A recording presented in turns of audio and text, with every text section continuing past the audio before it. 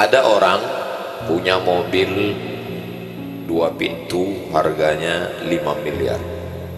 Ternyata mobil itu makin sedikit pintunya makin mahal. Dia tidak pernah berterima kasih pada Tuhan. Kenapa? Karena dia selalu melihat temannya yang pakai private jet. Dia melihat ke atas. Jadi tolong pikiran jangan kemana-mana, kita fokus. Jadi kita tidak akan pernah merasa cukup kalau kita melihat ke atas. Itulah maka dari tadi saya tidak mau melihat ke atas.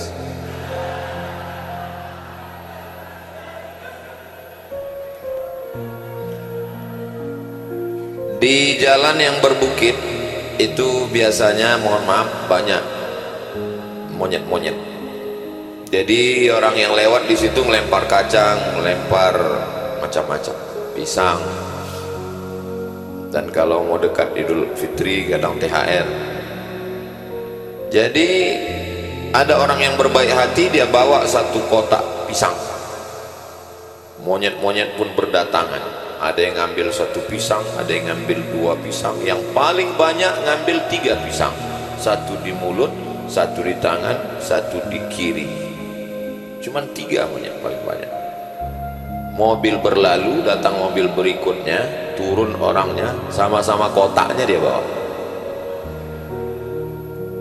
Ternyata manusia ini kalau dia melihat ke atas dan dia sudah kena penyakit tamak.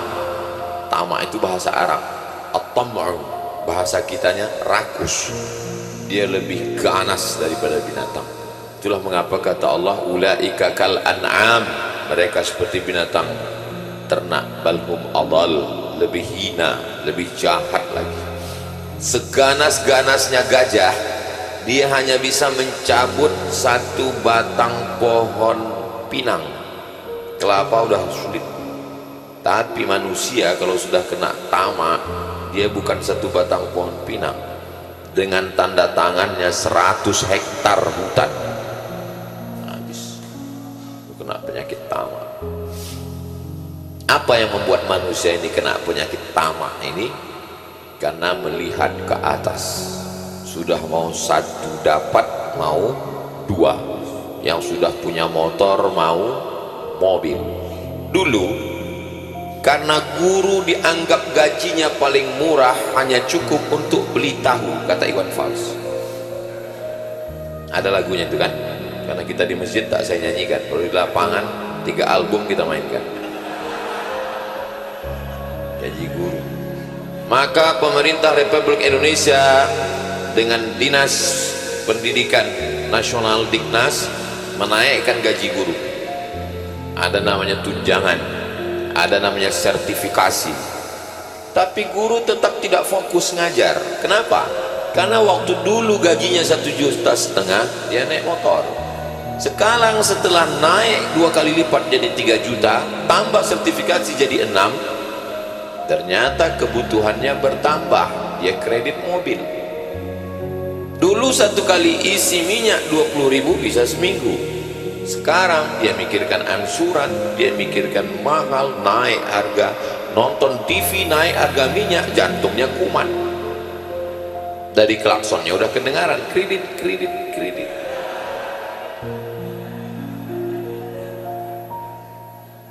Jadi puncaknya bukan pada gaji pendapatan, buktinya ditingkatkan pun pemasukan tetap kekurangan karena kebutuhan makin banyak. Sumber penderitaan adalah keinginan. Sebagai besar keinginan, suami ingin istrinya putih, malang tak dapat ditolak, untung tak dapat diraih. Dapat istri, jangan bilang, jaga juga perasaan mereka. Dapat hitam manis, tapi setiap hari tetap juga dia ngomong, andailah dapatku yang putih. Akhirnya karena dia tidak bersyukur, istri merasa diteror, merasa tertuntut tiap hari, akhirnya terpaksa minum jus bengkoang. Tidak juga putih, pakai skincare. Alhamdulillah, kulit putih mata hitam, melihat rekening berkurang. Memang yang paling hebat adalah judul tausiah petang ini. Kalau mau jadi raja, maka obatnya hanyalah satu, qanaah, merasa cukup. Kalau dia merasa cukup dengan pemberian Allah, apa kata Nabi? Iqna' bima qasamallahu lak takun aghnan nas. Merasa cukuplah dengan pembagian Allah kepadamu, maka engkaulah orang yang paling kaya. Apa makna raja? Raja artinya dia tidak bisa didikte orang, dia tidak bisa ditekan orang, dia tidak bisa dijengkali, diukur orang, dia tidak bisa dikecilkan orang. Kenapa? Karena dia tidak pernah punya hutang, dia tidak pernah ada sangkutan, dia tidak pernah ada apa-apa dengan orang. Rumah besar, mobil mahal, duit banyak, tapi kalau kita diukur orang, begitu ketemu, Syanu rumahnya besar ya, mobilnya iya, tapi hutangnya besar juga. Oh, bapak itu kaya ya, mobilnya mahal. Iya, tapi cobalah kau datang ke rumahnya, air putih pun gak keluar. Orang mengukur kita bukan raja. Di antara semua binatang yang ada di hutan, kalaulah standar raja itu karena besar, berarti yang layak jadi raja itu adalah gajah. Tapi gajah tidak pernah menjadi raja hutan. Kalaulah yang menjadi raja itu karena banyak bulunya, maka monyetlah yang paling layak. Tapi monyet tidak pernah jadi raja hutan. Kenapa yang menjadi raja itu adalah singa? Singa selalu dipakai sebagai simbol raja. Bagi kami di Sumatera, maka singa itu dipakai sebagai nama raja, si Singa Mangaraja. Itu di Sumatera Utara. Kalau di Riau, itu nama singa memang dipakai untuk nama raja kami sebelum Islam datang. Nama kerajaannya Indragiri, nama rajanya Narasinga. Dan di Inggris itu dipakai oleh seorang raja namanya Richard, dan dia bergelar dengan Richard the Lionheart, Richard berhati singa. Jadi selalu digantikan raja itu adalah singa, asal jangan raja singa, itu penyakit kelamin. Kenapa singa yang menjadi raja? Karena singa tidak mau memakan sisa. Singa hanya mau menerkam buruannya. Singa hanya mau memakan rusa hasil buruannya. Singa yang memakan sisa itu hiena. Itu adalah serigala hutan, anjing. Sedangkan singa hanya mau makan hasil buruannya. Dan singa kalau setelah dia berburu, dia makan perutnya, dia makan lehernya, dia makan daging, setelah itu dia tinggalkan. Kenapa? Karena ini ada jatah orang lain. Makanya di hutan itu mereka berbagi rezeki. Kalau singa raja sudah menerkam, dia tinggalkan untuk hiena, dia tinggalkan untuk serigala, dia tinggalkan untuk anjing, dan anjing pun meninggalkan lagi karena ada untuk serangga-serangga. Tapi kita apa yang terjadi? Ikan bakar tulang lunak, menetes air mata kucing. Lihat.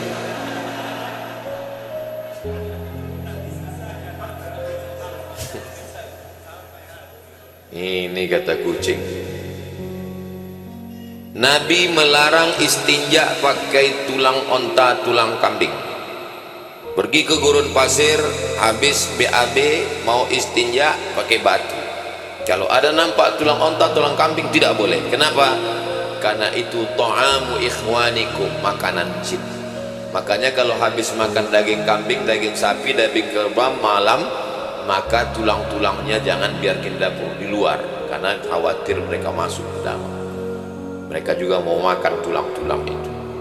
Sekarang tulang pun tak bersisa. Presto. Itulah kenapa jangan heran di SMP banyak anak kerasukan. Kenapa? Karena tulang mereka sudah kena makan semua. Jadi kalau mau menjadi raja, jangan rakus, jangan tamak, berilah jatah orang, bagilah dia. kaya raya, rumah besar, mobil mewah, jendela kaca, dinding batu, tapi gaji security 6 bulan sekali gaji, kurus kering. Driver, supir ditahan rezekinya. Tukang yang pernah kerja di rumah dia saling berbisik, Persatuan Tukang-Tukang Internasional. Alhamdulillah aku dapat jatah kerja nih bulan ini di rumah. Di rumah siapa? Di rumah saya. Gak usah. Aku pernah dulu di situ. Wal awwalu wal akhir. Yang pertama dan terakhir. Nikah anaknya, semua orang catering ditelepon. Bro, kita dapat proyek nih catering. Di rumah siapa? Di rumah si Anu. Gak usah. Saya lebih banyak bensin untuk nagih daripada dapat duitnya. Kita kalau mau menjadi raja di raja, dihormati, dimuliakan, maka kuncinya adalah qanaah, merasa cukup dengan pemberian Allah Subhanahu wa taala. Banyak orang tidak mau membahas qanaah ini. Lalu kenapa Ustaz mau petang ini membahas qanaah? Ya, memang udah judulnya dikasih begitu. Saya kan bukan Ustaz yang lari dari kenyataan. Qanaah inilah kuncinya. Tapi saya tidak mau qanaah ini dijadikan tameng bagi orang yang malas. Nanti kamu setelah S1 ini ada lanjut S2, S3, merasa cukup dengan pemberian Allah. Keluar transkrip nilai, ini yang baru daftar kemarin, baru semester 1, naik semester 2, pulang kampung, datang orang tuanya, kenapa nilaimu cuma 2,5? Kita harus puas dengan pemberian Allah. Itu bukan qanaah, itu terpaksa disensor, kasar, gak layak ngomong. Jangan berlindung di balik qanaah, karena yang paling qanaah adalah Nabi Muhammad sallallahu alaihi wasallam.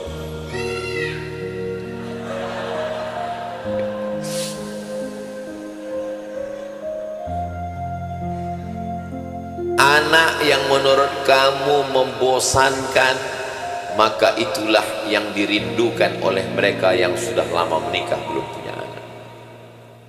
Ustadz, kalau saya punya anak Pak Ustadz, nakal lah, bandel lah, asal punya Pak Ustadz. Rumah yang menurut kamu membosankan, rumah ini rumahnya ukurannya 4L Pak Ustadz, lu lagi ketemu.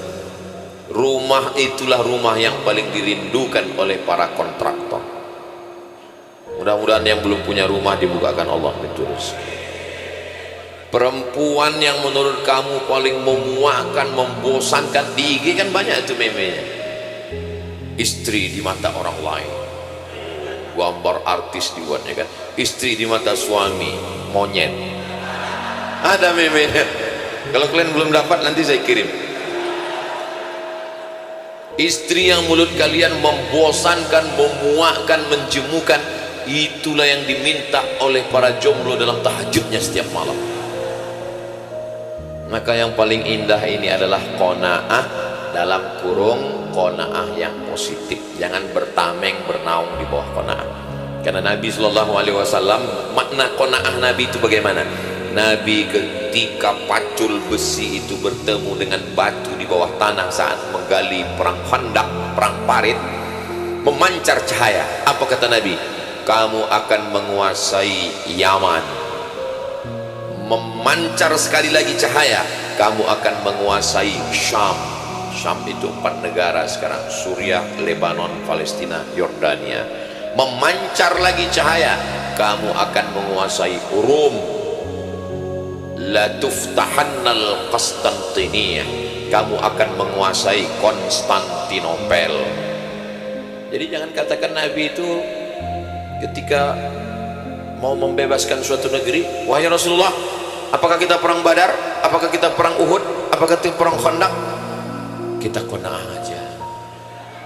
Ya udah kita zikir aja. Itu Nabi palsu, bro. Jadi maksudnya adik-adik yang mau kuliah S1, S2, S3, S teler, S cendor, S loger, S Bandung, lanjutkan, tapi niatnya karena Allah. Yang mau punya buka usaha, habis usaha kuliner ini, pertama dia buka kuliner ayam goreng, ayam rasanya udah Pak Ustadz, bebek panggang, bebek rasanya udah Pak Ustadz, semua udah semua makanan manusia sudah. Akhirnya manusia mengeluh, dibuatkan makanan jantung koroner, diabetes, asam urat. Saya berpindah sekarang Pak Ustadz, apa kuliner kucing, apa istilahnya, pet shop. Nah, saya Pak Ustadz lebih fokus di kucing. Kenapa? Karena kucing gak ngeluh, gak pernah kucing ngeluh, langsung mati aja.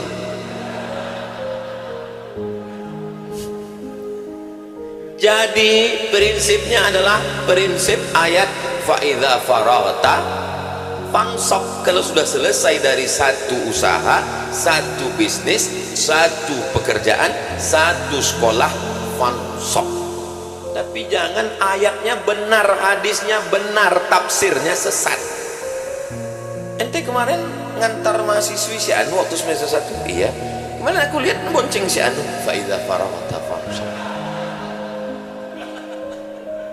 Itu tafsir sesat itu, wajib ditangkap MUI setelah Makoli.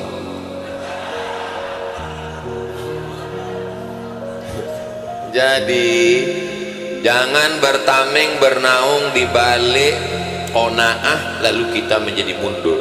Mungkin ini juga alasan para ustadz tidak mau bahas qanaah, karena dia takut umat ini jadi mundur. Tapi saya tidak mau qanaah ini lalu tidak kita bahas. Kita tetap bahas yang bisnismen terus buka usaha, tanah sejauh mata memandang, kenapa tidak kita olah? Alhamdulillah Pak Ustadz, sejak mendengar ceramah Ustadz Salim Afillah, Ustadz Luqmanul Hakim, Ustadz Somad, saya sekarang semangat, saya sudah tanami.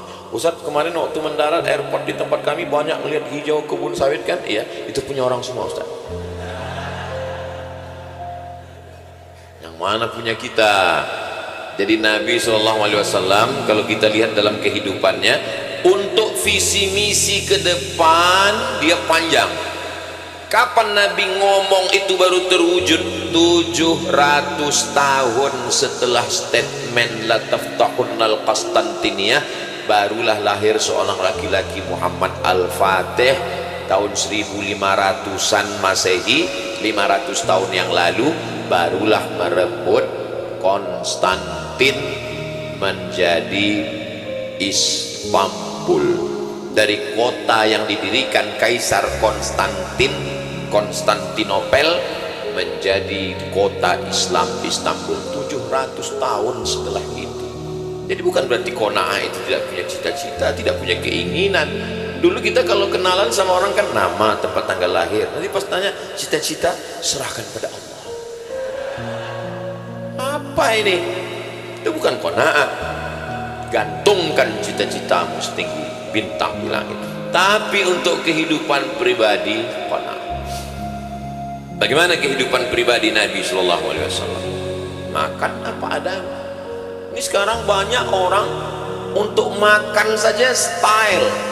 Makan di rumah makan, semua makanan ada, kepiting ada, udang ada, kambing ada, semuanya ada.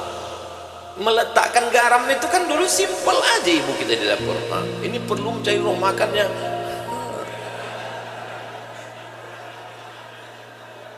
Karena yang dicari itu bukan makannya, tapi stylenya, gayanya. Sampai di situ foto-foto pulang, nggak dimakan sama sekali. Kenapa? Karena tujuannya bukan makannya, tapi lifestyle. Bahwa kalau sudah makan di rumah makan itu, kamu akan naik level ke atas. Wala umanniyannahum, aku akan buat mereka berhalusinasi. Kalau yang paling hebat, kalau yang paling kaya, kalau yang paling. Ustaz, tadi ada ngelihat orang keluar dari kamar mandi ini enggak? Emangnya kenapa? Aduh Ustaz, jam saya yang 100 juta itu tinggal tadi di dalam. Jam 100 juta dengan yang 10 juta kan sama, dengan yang 1 juta pun sama. Kenapa? Ya karena menunjukkan jam berapa, waktu berapa. Sekaya-kayanya orang, semahal-mahalnya baju. Mohon maaf ya Pak Ustadz, ini agak kusut sedikit. Ini baru saya beli di mall tadi 20 juta nih Pak Ustadz. Sekaya-kayanya orang, baju itu cuma 3 lapis. Lapis dalam singlet, lapis luar, lapis paling luar, cuman 3 lapis. Kalau ada yang pakai baju sampai 4 lapis, itu bukan kaya, demam. Seenak-enaknya makan, bro, tambah sekali lagi. Waduh, enak juga nih ya, tambah, cukup 2 kali nambah, selesai. Kalau ada sampai 3 kali nambah, itu bukan kaya, usus bocor. Apa yang mau dicari hidup ini? Saya memang tahu hadisnya, saya tahu ayatnya, tapi yang mengamalkannya ibu saya. Di tahun yang sama saya lulus sebagai CPNS, pegawai negeri sipil, ASN 2008. Di tahun yang sama datang surat panggilan dari Kuwait College University Islam Bandar Seri Begawan, Brunei Darussalam.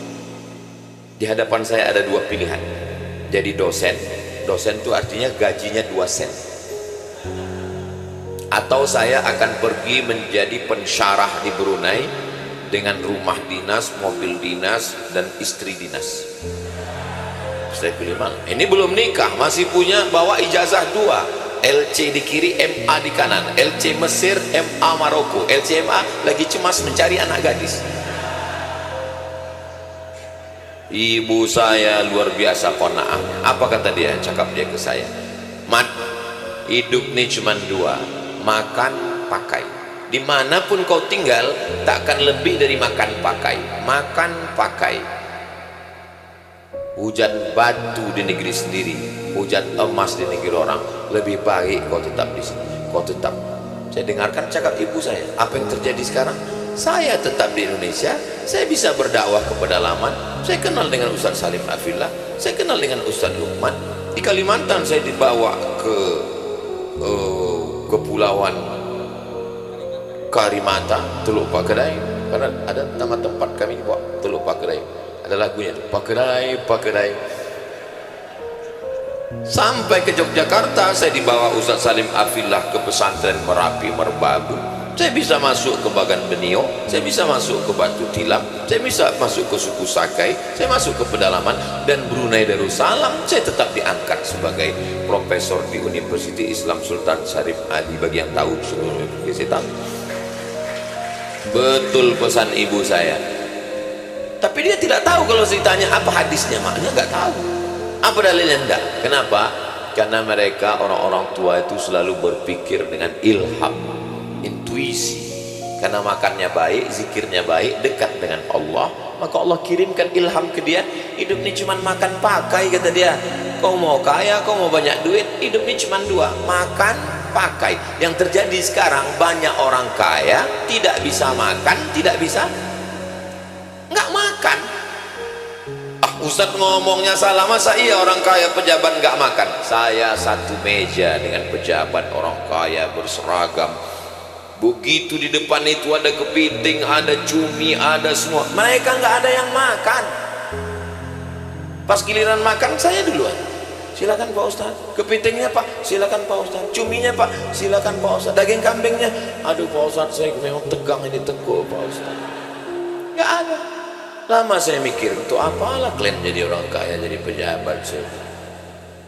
Syukur-syukur duitnya yang banyak itu sempat bangun masjid. Amin. Syukur-syukur. Mau makan nggak bisa, mau minum takut diabetes, mau kawin lagi istri kejam. Apa yang bisa dilakukan?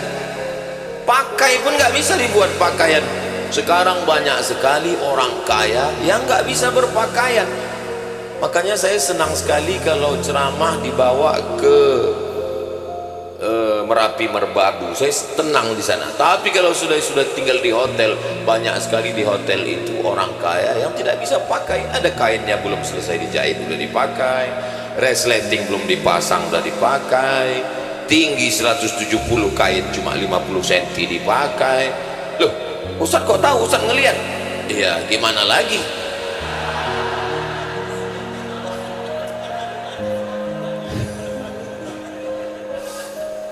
Kita kan mau melihat jalan. Kalau kita pejam takut dibawanya ke lantai 12. Kita bukakan juga sedikit. Sekedar cari tahu aja. Tahu kita udah di lantai berapa. Jadi yang paling indah adalah qanaah. Saya mengatur jadwal dulu, saya ngatur jadwal ini nggak pakai qanaah, ku sana ku mari ku sana. Terus lama-lama saya pikir, iya panitianya siap terus, orang dia buat acara setahun sekali, kita yang tiap hari pergi sana pergi sini pergi sana pergi sini. Akhirnya setelah lama saya punya format ke Yogyakarta cuma 4 hari, Jumat, Sabtu, Ahad, Senin. Datang Jumat, Senin pulang, Selasa, Rabu, Kamis di rumah, tenang. Kita tidak dikejar-kejar orang, apalagi dekat-dekat pilkada begini. Jadi sekarang saya tenang, nggak bisa saya didikte orang. Ustaz Somad, kita ke sana. Saya bilang jadwal saya di Yogyakarta, nggak bisa diganggu gugat siapapun. Ini Pak Ustaz ada gubernur, ada bupati. Apa ada orang yang lebih hebat dari Ustaz Salim Afillah? Ya mereka. Disitulah baru saya paham bahwa kalau kita qanaah, kitalah yang raja. Kita tidak bisa diatur-atur orang. Mana ada orang bisa ngatur Abdul Somad? Yang bisa ngatur 2 pawang ini lah cuma. Tapi kalau udah datang jadwal Yogyakarta, jadwal Pontianak, Ustaz Somad ke Pontianak, I'm coming. Ustaz Somad datang ke Yogyakarta, siap, menyala abang. Nah, jadi adik-adik, kalau kalian mau independen, kalau kalian mau bebas, tidak didikte orang, tidak diukur orang, tidak dijengkali orang, maka kuncinya ada pada qanaah, merasa cukup, tapi kalian tetap punya cita-cita yang tinggi dan hebat. Insya Allah adik-adik semua akan menjadi raja. Kalaupun tidak raja di Pulau Jawa, raja di rumahnya sendiri, insya Allah. Tadi saya mulai jam 4.15, sekarang jam 5 kurang 15, artinya sudah 30 menit saya berdiri. Cukuplah sesuai dengan isi gelas di depan. Terima kasih. Nanti kita lebih lanjutkan lagi. Jangan kemana-mana, kita lanjutkan setelah yang satu ini.